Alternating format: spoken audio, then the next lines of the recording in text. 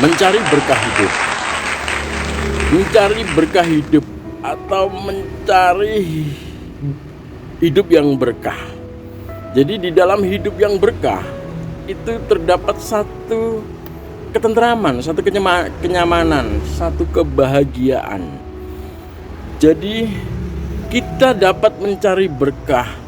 Kita bisa mendapatkan satu berkah hidup, menyelesaikan satu masalah, menghadapi apapun dinamika dalam kehidupan ini dengan Quran. Ternyata Quran itu sudah bisa menjadi satu jawaban dari semua masalah yang sedang kita hadapi. Dan rumus-rumus Quran itu mudah, ya sarana Quran sangat mudah. Di Quran dijelaskan, mau kaya? Jawabannya Quran menjawab menegaskan, berkahkanlah hidup. Di dalam hidup yang berkah pasti ada rasa cukup, pasti ada rasa nyaman, ada rasa bahagia. Dan itulah kaya yang sebenarnya. Kaya rasa, kaya hati, kaya penerimaan. Artinya selalu merasa cukup dengan apa yang ada, bukan selalu mencari apa yang tidak ada. Dan di dalam keberkahan itu Allah pasti akan mengkayakan dan mencukupkan. Pasti. Tapi sebaliknya, orang kaya belum tentu berkah. Kita lihat cerita Fir'aun kaya, Salabah kaya, Korun kaya. Dan banyak sekali ada di sekitar kita itu Fir'aun masa kini, Fir'aun kekinian, Korun kekinian, Salabah ada di sekitar kita. Seperti pejabat-pejabat yang tidak amanah, pejabat-pejabat yang maling. Itu Fir'aun hari ini ya seperti itu. Dan itu bisa menjadi satu pembelajaran, menjadi satu ayat pembelajaran buat kita. Jadi harta yang melimpah-limpah, kekuasaan yang begitu besar, itu juga bisa menjadi beban buat hati dan perasaan kita. Jadi dengan harta yang melimpah-limpah tapi perasaan merasa tidak tenang, merasa was-was, merasa tidak nyaman, takut hartanya hilang, mempertahankan kekayaan yang berlebihan, terus mendapat satu tekanan, merasa ada sesuatu yang akan hilang, sehingga terus mencari proyek nyari inilah, ini mau dikembangkan seperti apa, jadi hati dan pikirannya selalu tidak tenang. Jadi ketika kita mendapatkan rezeki atau harta yang berlimpah-limpah atau kekuasaan yang begitu besar, akan tetapi kita gagal mengendalikan rasa, gagal mengendalikan hati, jauh dari Allah, jauh dari Al-Quran, itu sudah pasti kita akan merasakan satu perasaan yang risau, galau, gundah gulana, melo, dan perasaan ketakutan, perasaan tidak nyaman. Jadi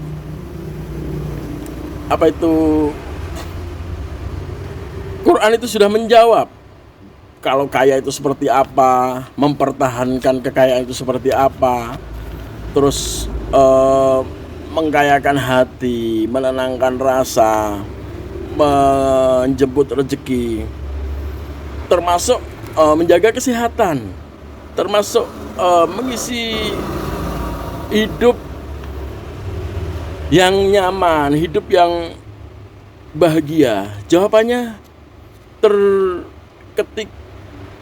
terjawab jelas. Jadi ketika seorang ahli Quran itu selalu tilawah, selalu membaca Al-Quran. Jadi setiap dia ada masalah, dia ambil air wudhu, sholat, dan tilawah, membaca Al-Quran, dzikir. Dan dalam membaca Al-Quran itu, seorang yang dekat dengan Tuhan, di situ terjadi satu komunikasi, terjadi satu kedekatan dengan Sang Pencipta, terjadi kedekatan dengan Allah SWT. Jadi ada satu komunikasi, dia harus bagaimana, seperti apa. Terus seolah-olah Allah dan melewati Al-Quran itu sudah memberi satu bimbingan, tuntunan bagaimana seharusnya melangkah, seperti apa. Kalau dalam bahasa Jawa, dalam satu ajaran Jawa, orang-orang tua dulu mengajarkan kita tentang sangkan paraneng dumadi. Dari mana kita berasal, untuk apa kita hidup, dan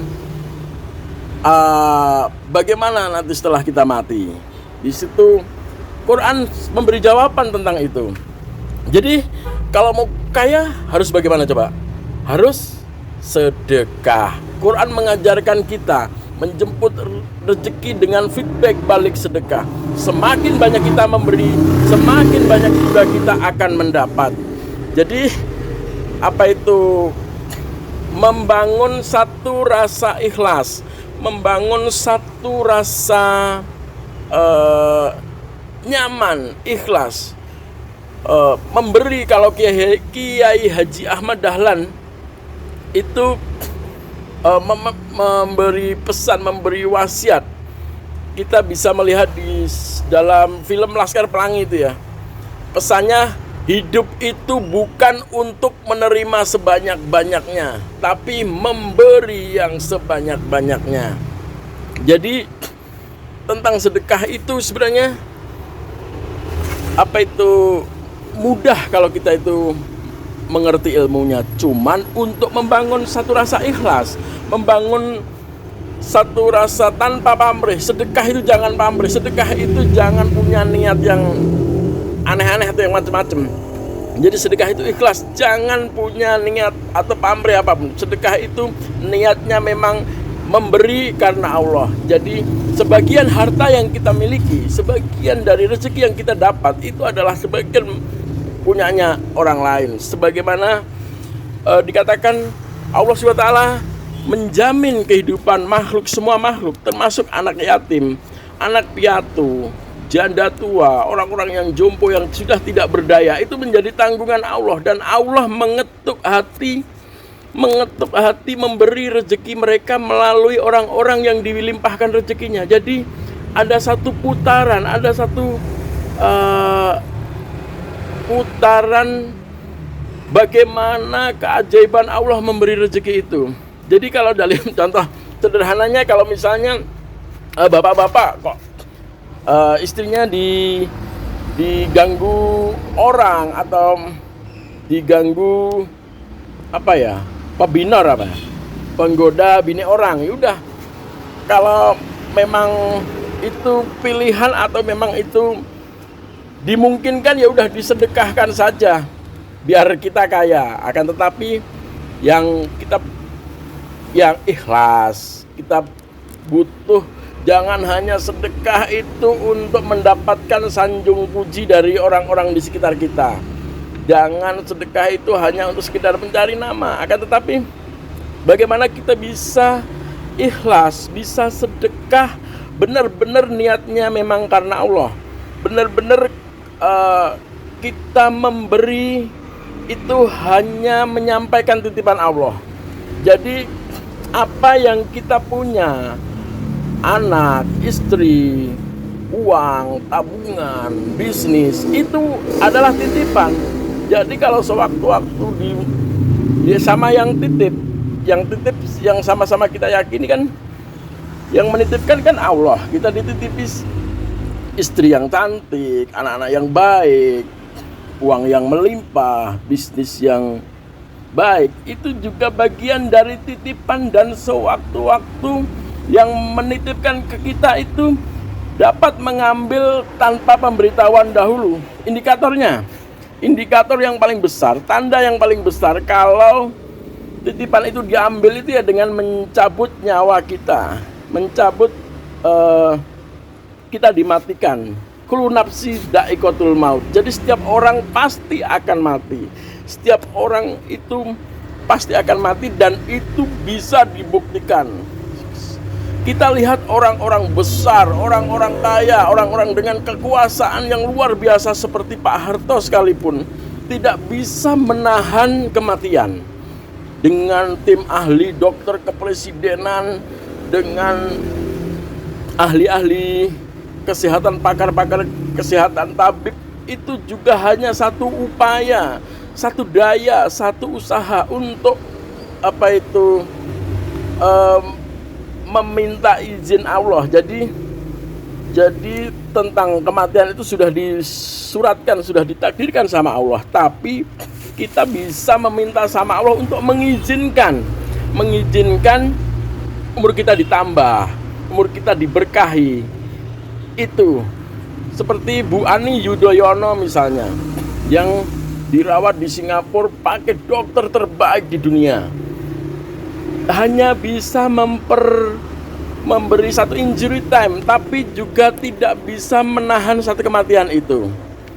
Dan setelah mati, itu bagian titipan itu kan diambil automatically ya, secara otomatis. Misalnya Bu Ani meninggal dunia, itu kan juga anaknya Mas Agus, Mas Ibas, ataupun yang paling menyayangi, yang mendampingi Bu Ani dari masa remaja dulu, Pak SBY kan juga nggak ikut juga, nggak mau ikut dikubur kan.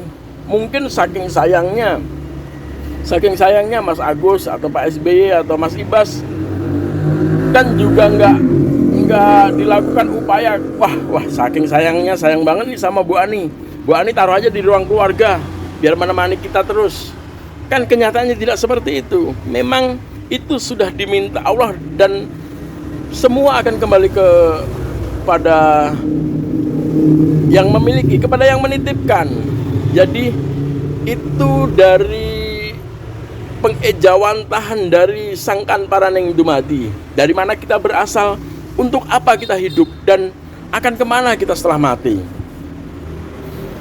Dan itu sebagian kecil dari tentang Al-Quran. Jadi kalau orang ahli Al-Quran itu selalu mencari solusi, menjalani satu kehidupan, menyelesaikan semua masalah, semua diungkap, semua terjawab dari Al-Quran. Jadi ada satu juga cerita tentang misteri rezeki. Contohnya ibu-ibu ya, kalau misalnya kita lihat di persekitaran kita, ada bapak-bapak mati, anaknya kan otomatis jadi yatim. Terus kebetulan ibunya juga meninggal di kemudian hari, anak-anaknya kan yatim piatu. Terus anak-anak itu masih pakai baju nggak? Anak-anak itu masih bisa makan nggak? Anak-anak itu masih bisa sekolah nggak? Lah itu dari mana ya? Itu dari situ. Itu hakikatnya rezeki itu dari Allah, bukan dari bapaknya, ibunya, atau siapapun. Itu hanya lantaran Allah sudah berjanji akan memberikan jaminan hidup untuk semua makhluk dan umatnya lewat tangan siapapun. Jadi misalnya entah anak si yatim atau piatu tadi dirawat oleh saudaranya, kerabatnya, atau negara, atau panti asuhan, atau badan-badan yang lain, toh dia juga masih tetap makan, masih tetap pakai baju, masih bisa sekolah, dan masih bisa menyiapkan sampai dia menjadi dewasa. Itu semua menjadi tanggungan Allah. Dan itu Quran sudah menjawab bahwasanya fal yatama wal masakini, termasuk musafir, itu juga menjadi tanggungan Allah lewat ayat-ayatnya. Dan itu bisa dinyatakan dalam kehidupan yang nyata. Jadi itu realitas. Makanya Tuhan Allah juga memerintahkan kita untuk bersyukur. La in sakartum la azidanakum wa la in kafartum inna adzabi lasadid. Jika kalian itu bersyukur, maka niscaya aku akan menambah. Dan sebaliknya, jika kalian mengkufuri atas nikmatku, ingatlah siksaku itu amat pedih. Tuhan bisa saja memberi peringatan di dunia. Kalau siksa di akhirat sudah pasti pedih. Itu sama-sama kita yakini. Di dunia pun Tuhan yang menyayangi umatnya sebenarnya sudah memberi early warning, sudah memberi satu peringatan dini lewat satu masalah, lewat satu sebab. Ada misalnya istri yang selalu mengeluh. Istri mendapat, ibu-ibu yang kira-kira mendapat nafkah atau nafkah dari suaminya seminggu 50 juta, ya syukuri saja, itu memang rezekinya ya 50 juta itu. Kalau misalnya ada juga kebanyakan ibu-ibu itu mengeluh, mas aku nikah sama kamu selama ini nggak pernah dikasih apa-apa dan nggak punya apa-apa. Kebanyakan dari hal-hal seperti itu mereka lupa kadang-kadang lupa diberi yang sedikit pun itu tidak disyukuri. Kadang-kadang dia hatinya selalu sempit, pikirannya juga sempit. Jadi kadang-kadang kalau ada misalnya orang sampai umur 20 tahun menjadi polisi, menjadi pegawai negeri atau menjadi karyawan di perusahaan asing, sudah 20 tahun masih kreditnya masih nggak lunas-lunas juga, itu bagian dari satu tanda indikator ketidakbersyukuran. Toh rezeki yang banyak itu juga belum tentu cukup, yang sedikit juga belum tentu kurang. Makanya dalam Isra Mi'raj Rasulullah Shallallahu Alaihi Wasallam dari Sidratul Muntaha, dari ketinggian langit, diperlihatkan sama yang namanya surga dan neraka. Ketika melihat neraka, Rasulullah kaget. Kenapa kebanyakan di dalam neraka itu adalah perempuan? Banyak yang tanya, kenapa perempuan? Bukan perempuan yang seperti apa? Perempuan yang selalu tidak mensyukuri pemberian suaminya. Jadi ini hakikatnya, seberapa banyak dan seberapa sedikit pun pemberian itu bukan dari suami, itu dari Allah. Seperti yang saya contohkan di depan tadi, ketika anak-anak kecil, bapak ibunya sudah meninggal, tapi dia masih bisa makan, dia masih bisa pakai baju, dia masih bisa sekolah. Itu rezeki entah dari ibu bapaknya semasa masih hidup atau sesudah mati, itu dari Allah. Jadi hal-hal kekufuran yang semu, kekufuran yang perasaan rasa syukur yang tidak, yang kebanyakan tidak disadari, itu justru di situ ada laknat Allah. Orang yang tidak bisa mensyukuri hal yang sedikit, pasti dia juga tidak akan bersyukur ketika dikasih nikmat yang lebih besar. Jadi tentang rasa syukur ini semua berlaku untuk semua, nggak hanya ibu-ibu, bapak-bapak atau anak-anak kecil. Jadi mereka semua umat Allah yang tidak bisa bersyukur, niscaya hatinya akan dipersempit, nikmatnya akan dikurangi, dan pasti hukuman Allah, kesempitan tentang hati, kesempitan tentang rezeki, itu sudah pasti seperti janji Allah. Dan orang yang bersyukur itu tentu saja seperti janji Allah akan menambah siapapun yang bisa bersyukur, siapapun yang mensyukuri atas nikmatnya. Entah rezeki itu dari suami, dari istri, dari tetangga, atau dari siapapun, itu pastikan rezeki itu dari Allah. Hanya mungkin lewat suami, lewat istri, lewat tetangga, lewat bos, lewat siapapun. Pastikan kita meyakini bahwasanya itu rezeki dari Allah. Kalau kita kufur, kita akan dihukum. Kalau kita bersyukur, ya kita akan dapat reward. Dalam bahasa gaulnya itu reward dan punishment. Jadi hukuman Allah itu bisa bermacam-macam. Bisa saja hatinya dipersempit atau rezekinya dipersempit lewat jalan apapun tentunya. Jadi sudah pasti orang yang tidak bisa mensyukuri nikmat Allah itu pasti akan mendapatkan laknat dari berbagai lini. Mungkin kesempitan hati. Kan hakikatnya rezeki yang diberikan suami atau rezeki yang diberikan oleh siapapun itu hakikatnya kan dari Allah. Jadi ibu-ibu, bapak-bapak semua jangan egois. Kalau misalnya nikmat yang Allah berikan itu, atau rezeki atau istri atau suami itu, kalau kita menyadari itu hanya titipan, jadi kita jangan egois. Kalau misalnya sewaktu-waktu rezeki kita diambil orang, atau misalnya istri kita diambil orang, jangan marah, jangan meresolusi atau jangan protes. Mungkin itu cara Allah mengingatkan kita. Kadang yang baik menurut kita atau yang kita anggap baik belum tentu baik di mata Allah. Kadang itu cara Allah menunjukkan kepada kita pada sesuatu yang lebih baik. Banyak misteri atau hal kegaiban atau sesuatu tentang masa depan yang seorang teknokrat, seorang saintis, seorang ilmuwan pun tidak bisa merumuskan tentang kekuasaan Allah. Jadi alangkah kita bisa menempatkan satu rasa ikhlas ketika kita kehilangan. Jadi lebih baik kita kehilangan sesuatu karena Allah daripada kehilangan Allah karena sesuatu. Jadi pastikan dari Quran kita mendapatkan satu pencerahan, satu kekuatan bahwasanya Quran itu adalah kitabnya Allah. Quran itu adalah kepanjangan tangan dari Allah, ayat dari Allah.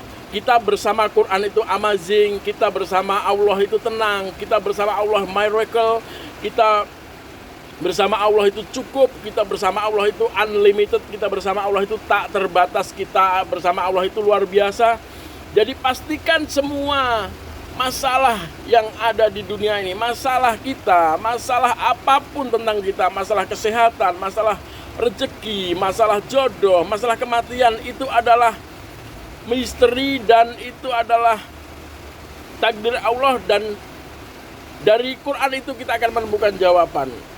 Dan orang yang dekat dengan Allah, orang yang dekat dengan Allah itu akan selalu mengingat Allah, zikir kepada Allah, zikrillah. Dan di dalam Al-Quran juga menyebutkan sebaik-baiknya zikir itu adalah tilawatul Quran, dengan membaca Al-Quran. Dengan kita membaca Al-Quran, kita akan dekat dengan Allah, kita akan dibimbing sama Allah, kita akan ditunjukkan kepada jalan yang benar, yaitu jalannya orang-orang yang diridhoi, bukan jalannya orang-orang yang dimurkai dan tersesat. Itu saja pesan kita, bahwasanya kita harus berbesar hati, kita harus berjiwa besar, kita mendapatkan hidayah, kita mengenal Allah, kita mengenal Islam, kita mengenal Al-Quran. Semoga dari ini semua kita bisa lebih takarub dengan Allah, kita bisa lebih dekat dengan Allah, kita mengembalikan seluruh masalah, seluruh cobaan itu, entah cobaan itu yang membahagiakan atau itu cobaan yang menyedihkan, itu dari Allah. Dan semua jawabannya ada di Allah lewat Al-Quran, lewat ayat-ayatnya Allah, lewat utusan Allah, dan lewat petunjuk dari Allah, lewat jalan manapun. Allah itu ajaib, Allah itu miracle, Allah itu mencukupkan, Allah itu menyelesaikan masalah kita. Itu yang harus kita yakini. Dari saya sekian, wassalamualaikum warahmatullahi wabarakatuh.